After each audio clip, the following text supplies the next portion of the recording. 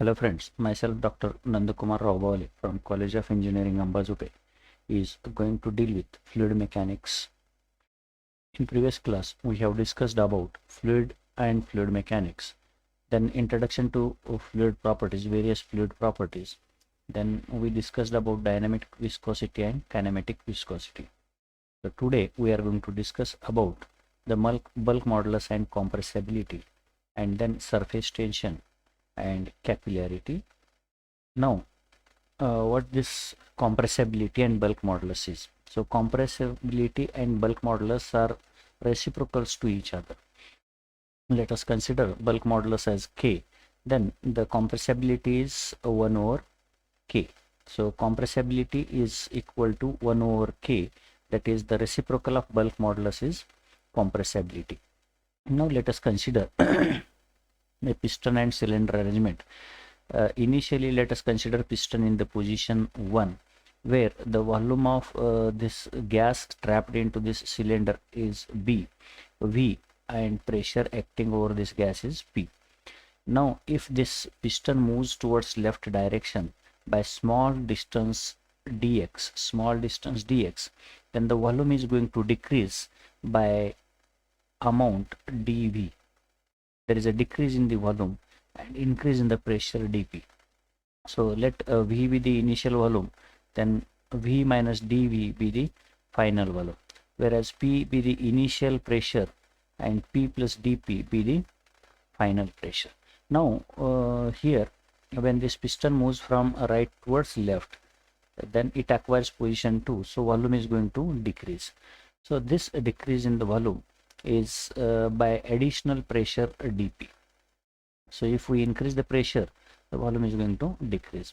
Now the bulk modulus is defined as the ratio of compressive stress to the volumetric strain. So compressive stress is nothing but the increase in the pressure dP.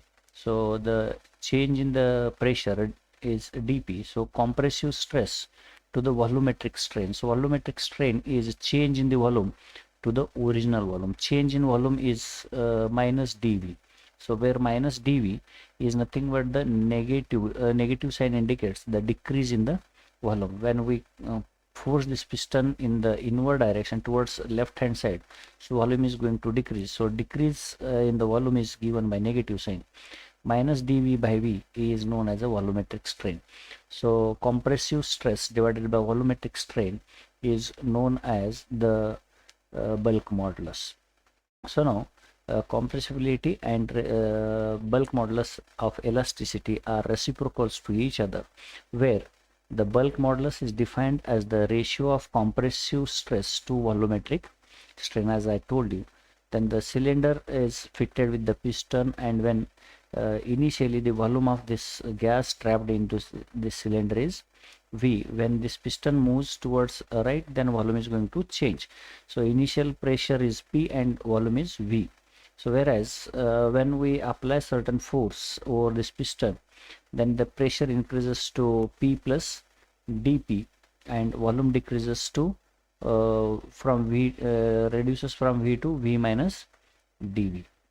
Now let us consider, so this pressure is P, change in the pressure or increase in the pressure is dP, which is given in Newton per meter square, where there is a decrease in the volume dV, so that is negative sign. So there will be a volumetric strain, change in volume divided by original volume, which we write as minus dV divided by V. We can see here volumetric strain is equal to minus in dV divided by V. This minus sign indicates that is the decrease in the volume. Now bulk modulus is given by increase in the pressure or volume compressive stress divided by volumetric strain. So compressive stress is given by dP divided by minus of dV divided by V, which is given by minus dP divided by dV into V. So this is a bulk modulus K. So now this bulk modulus is reciprocal of compressibility, or compressibility is reciprocal of bulk modulus, vice versa. So compressibility is given by 1 over K, where K is the bulk modulus. Now coming to this surface tension, let us consider a liquid consider the liquid in which we are going to consider three molecules: molecule A, molecule B, and molecule C. So this molecule A is submerged or completely inside the liquid. So now this molecule is attracted by the adjacent molecules. So maybe n number of molecules adjacent to it. So these molecules attract with each other, and the force of attraction between molecule A and its adjacent molecules is represented by arrow marks. So now here, as this molecule is within this liquid, so the force of attraction in all direction is equal, and this molecule is in stable condition, it is in equilibrium. Now coming to this second molecule, so which is closer to the surface of free surface of liquid. So this is the free surface, means air is present, say. Then the force of attraction over this molecule B by its adjacent molecules is higher in the downward direction compared to the upward direction, because there is no molecule adjacent to it, above it, or less number of molecules are above it, adjacent to this molecule B. Therefore the force of attraction over this molecule B in the upward direction is less, whereas the force of attraction over this molecule B in the downward direction is more. So what happens, this makes this surface to be pulled in the downward direction.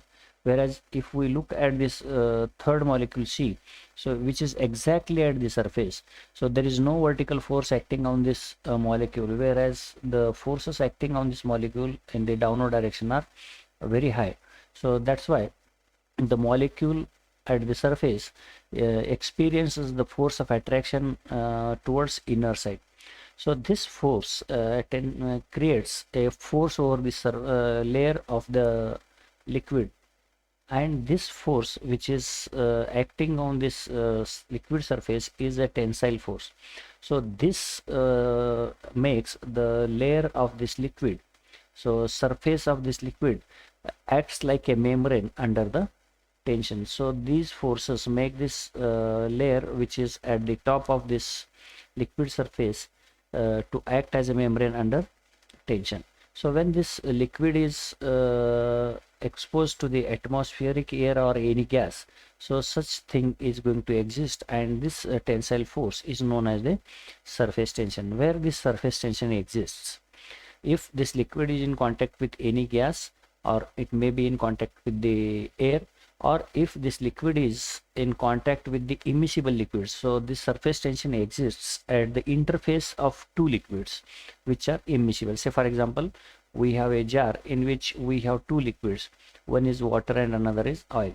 So at the interface of these two liquids, the surface tension is going to exist. So this surface tension is measured in Newton per mm, that is force per unit length, and represented by sigma. So what this surface tension is, why this surface tension is going to exist, it is because the molecules are pulled by adjacent molecules in the downward direction. Because of that, the surface of liquid is under tension and acts as a member. So therefore this surface tension exists.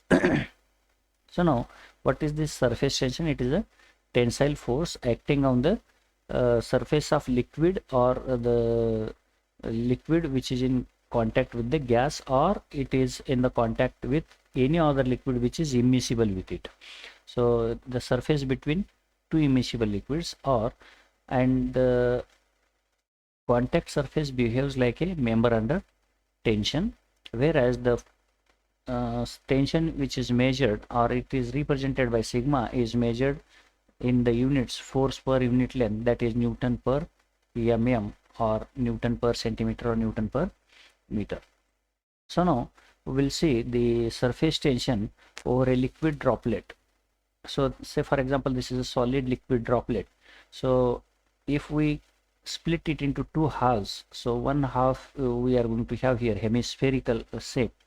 So here the surface tension exists over the surface of water droplet. So this surface tension acts on the periphery of this droplet. So this let this surface tension be sigma, and where d is the diameter of a droplet. So here the surface tension is going to act over the surface, and which makes this droplet to be in intact as a droplet. It will not allow this droplet to split, whereas the liquid pressure within it is making this droplet to split. So there are two forces. One force is because of surface tension, which binds this droplet to be a spherical, whereas the liquid pressure makes or forces this droplet to split. So if a droplet is in the equilibrium, the surface tension or the force because of surface tension must be equal to the force exerted by pressure within the liquid. So let D be the diameter and A be the area of this liquid droplet, cross-sectional area of liquid droplet. Then we can say the tensile force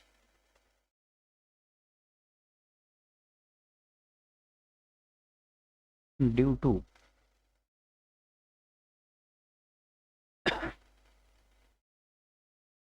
surface tension is given by, so surface tension into circumference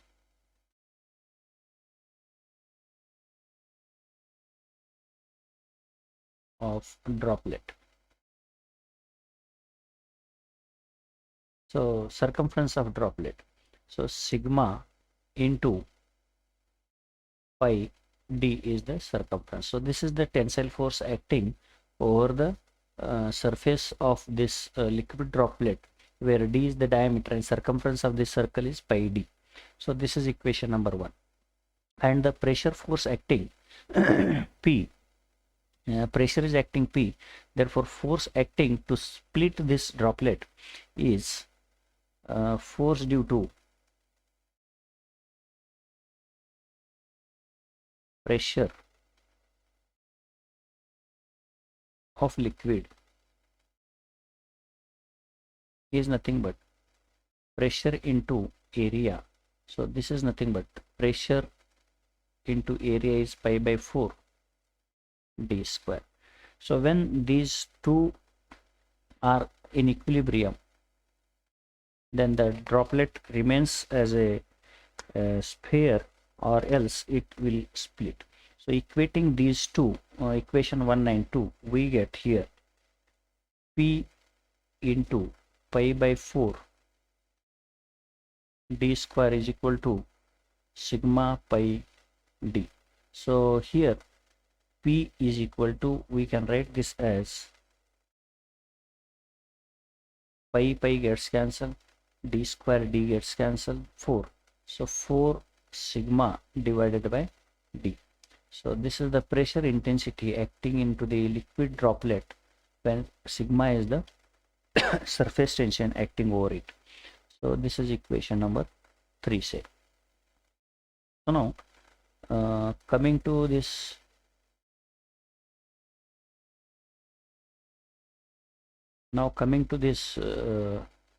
liquid droplet, if it is a hollow droplet.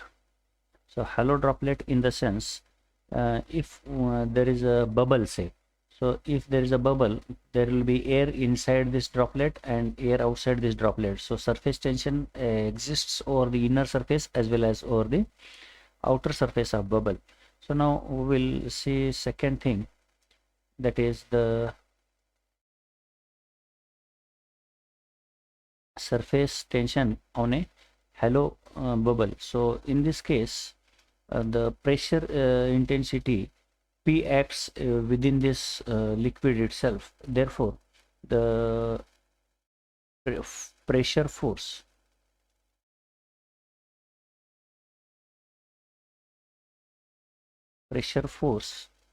uh, acting inside droplet or hollow droplet is given by P into pi by 4 d square. So again we call this as equation number 4. Then the surface tension or tensile force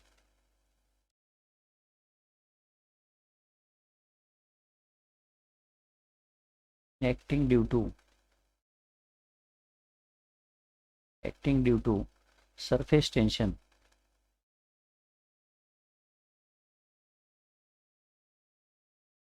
so now here sigma into circumference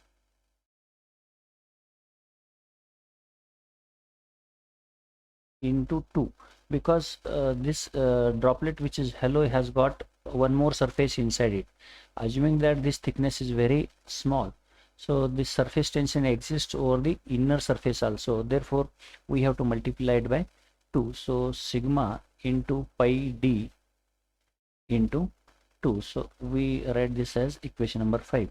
For this bubble or halo droplet to be in equilibrium,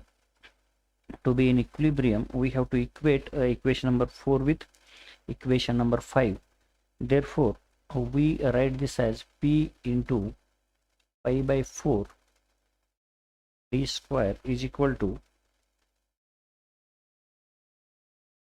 sigma into pi into d into 2, where p can be written as p is equal to pi gets cancelled, d square gets cancelled, so 4 is transferred on right hand side, 4 into 2 is 8 sigma divided by d. So this gives us pressure intensity in a halo bubble, so this we call as equation number 6, 8 sigma divided by d.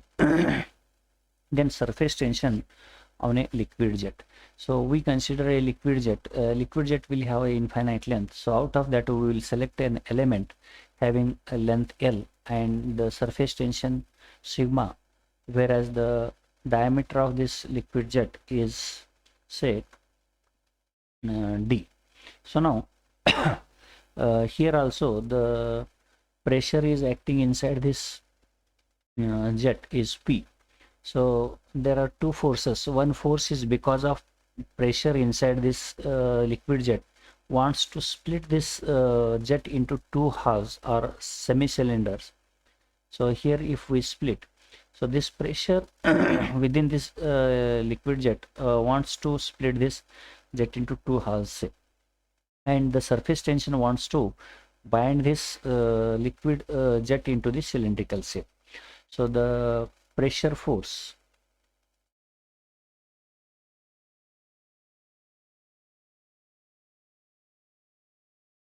inside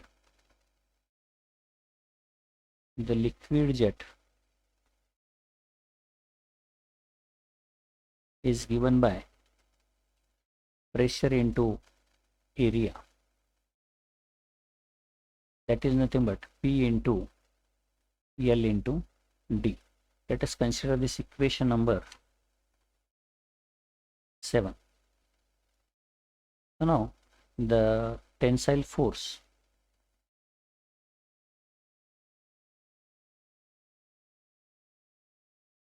due to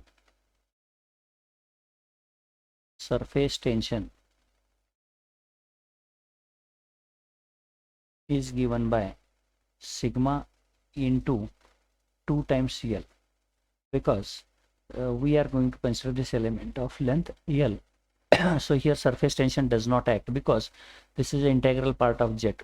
Jet is going to be of infinite length. We are going to consider only part of it for a length of L. So therefore this is equation number 8c. So for equilibrium in this liquid jet, so we have to equate equation number 7 with 8, and in equilibrium condition equating equation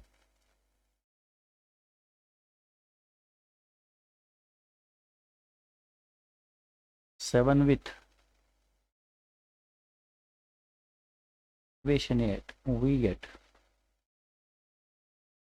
what we are going to get is PLD is equal to sigma 2L, or P is equal to 2 sigma L divided by LD, or we can write it as 2 sigma divided by D. So we call this as equation number 9.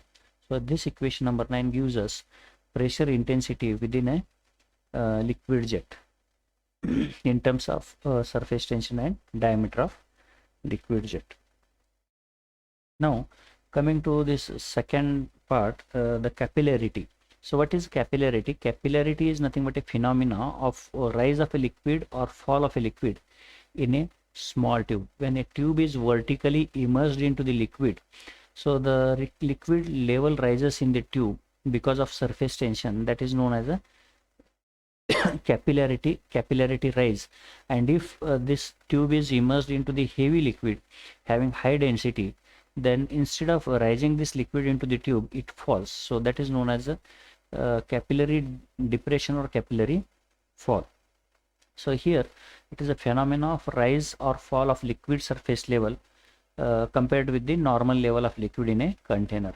So what is capillary rise? If we see here, say for example there is a water, and if we immerse this tube of small diameter d into this water, so this water is going to enter into this tube and it is going to rise up to certain level. So this rise into the tube to a certain level is because of surface tension, and which we call as a capillary rise. This is known as a capillary rise.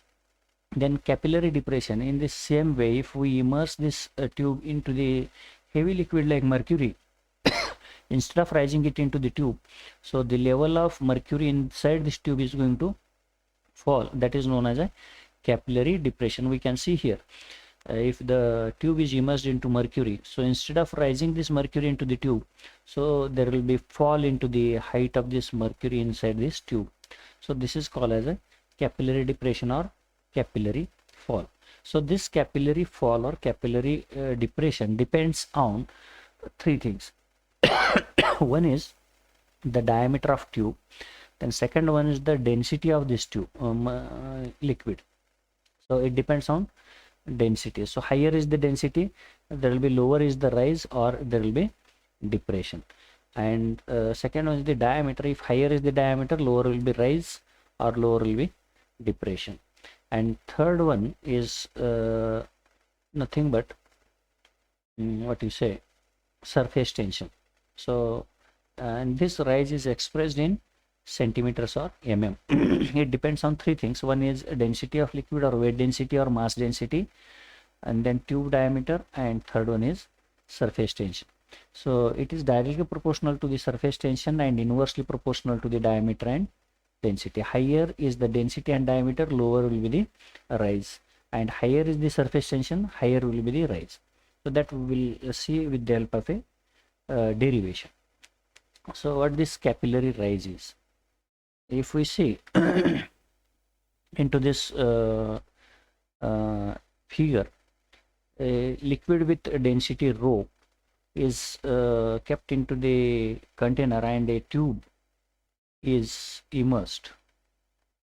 Tube with small diameter d is immersed into this liquid. What happens? This liquid is going to rise inside it.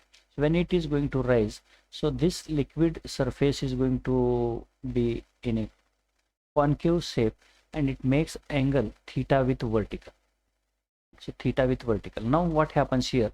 This surface tension or this liquid sticks up with this tube, glass tube, and there exists a surface tension in this inclined direction at angle theta, surface tension sigma. So this surface tension is going to pull this liquid in upward direction. Why this liquid is going to rise in this tube is because of surface tension. So this surface tension pulls this liquid into the tube. So this is going to pull this liquid into the tube. So the force acting over this liquid in the vertical direction is component of this sigma in vertical direction. So sigma cos theta is the surface tension acting in the vertical direction. So this is making this liquid to move in the tube in the upward direction, whereas self weight of this liquid is acting in the downward direction. So when these two are in equilibrium, so the rise of liquid in the tube is going to stop. Otherwise, if this weight is not acting in the downward direction, this liquid will rise in this tube to any extent. So this self weight, it is acting in the downward direction, and surface tension is pulling this liquid into this tube. So when these two are in equilibrium, then the rise of this liquid into tube will stop. So therefore there are two forces. One is the force because of self weight of liquid. So weight of liquid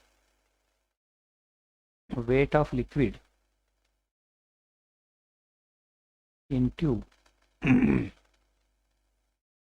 is given by weight density into volume.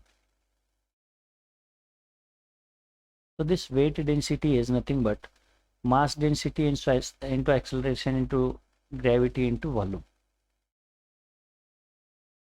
So mass density into acceleration due to gravity into volume of this liquid in tube above this surface level is nothing but area into height. So area is given by pi by 4 d square into h. So height of liquid into area gives us volume and this gives us weight density. So this is, say, equation number,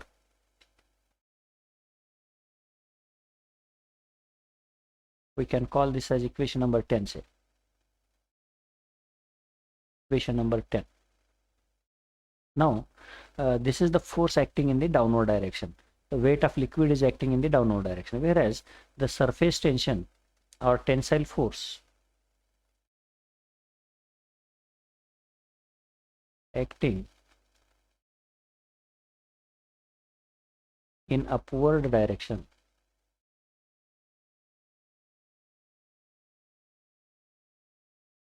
due to surface tension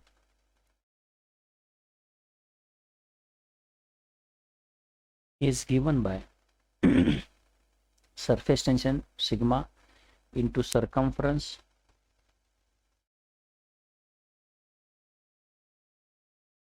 into cos theta, because this force, if we write without cos theta, it is not acting in the upward direction, it is acting in this direction. So we have to take its vertical component, that is sigma into circumference is pi d cos theta. So we call this as equation number 11. So for equilibrium we have to equate equation number 10 and 11. Equating equation 10 and 11, we get for equilibrium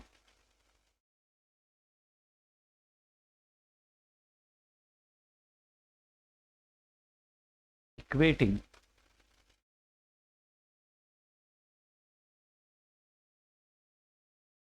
equation 10 with equation 11, we get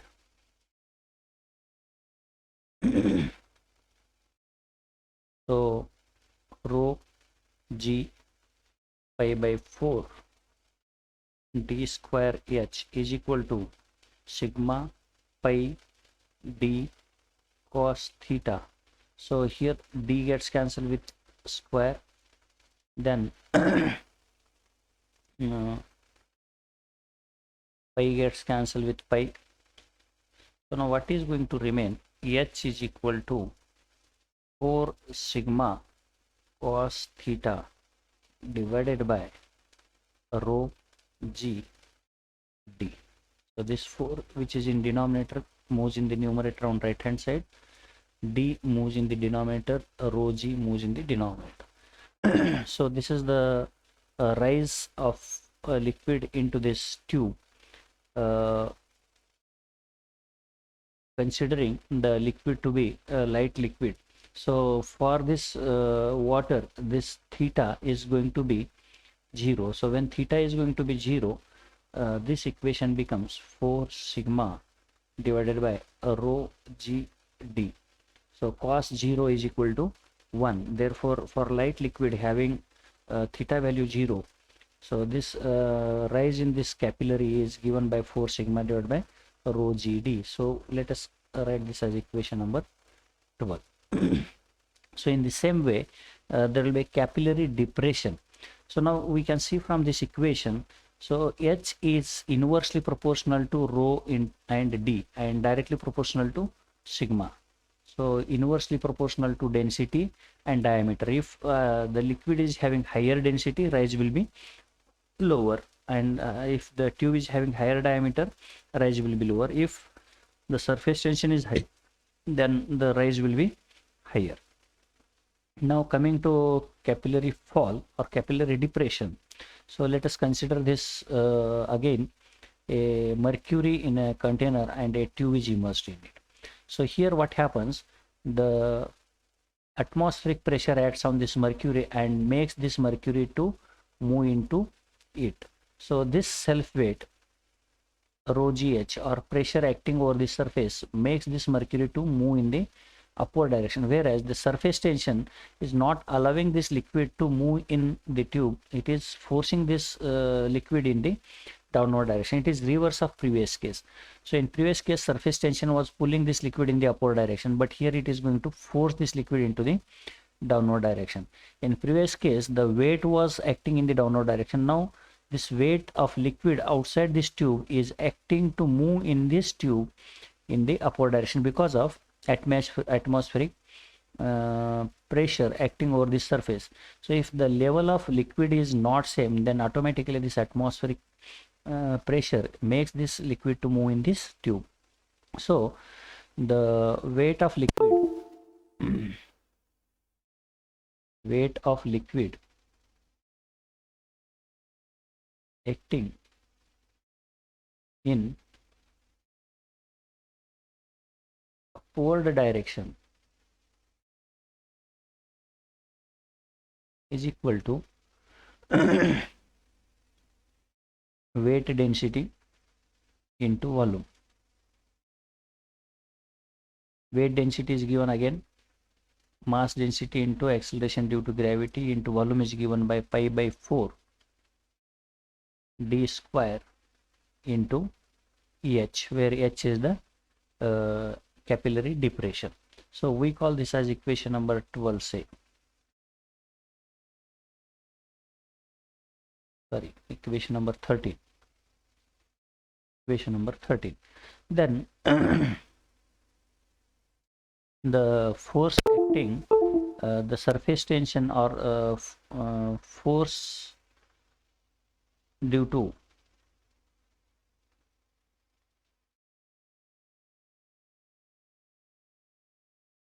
surface tension acting in downward direction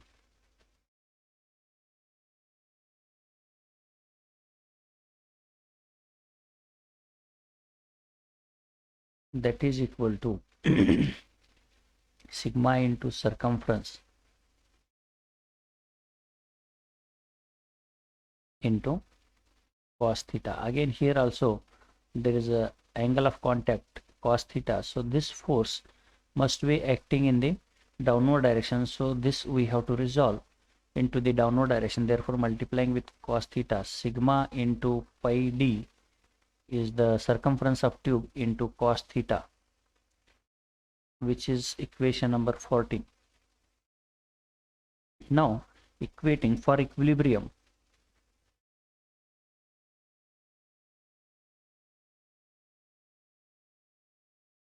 equating equation 13 and 14, we get